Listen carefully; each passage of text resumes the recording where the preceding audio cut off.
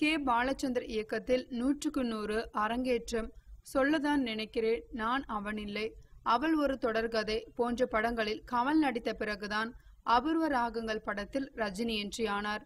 அதன் பிறகு அவர்கள் இருவரும் இணைந்து 3 முடிச்சு, தப்பு தாளங்கள், நினைத்தாலே இனிக்கும் உட்பட சில படங்களில் நடித்தனர். பின்னர் ஒரு கட்டத்தில் ரஜினி கமல் இருவரும் தனித்தனி பாதைகளில் பயணிக்க தொடங்கிய போதும் கே. பாலச்சந்தர் இயக்கத்தில் அவ்வப்போது நடித்தவர்கள். எம்ஜிஆர் சிவாஜிக்கு பிறகு தமிழ் சினிமாவில் இருதுருவங்கள் ஆனார்கள் ரஜினி கமல். ஆன போதும் தங்களது குருவான கே. பாலச்சந்தர் அவர்களை எப்போதும் மறந்ததில்லை. அவர் எந்த விழாக்களுக்கு வந்தாலும் அவரை முன்னிறுத்தி வரவேற்பார்கள்.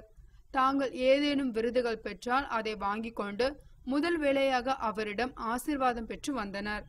அந்த அளவிற்கு அவர்கள் குரு பக்தியுடன் உள்ளனர். மேலும் கே. பாலச்சந்தர் அவர்கள் ரஜினி கமல் இருவருமே ஐயா என்று அழைக்கிறார்கள்.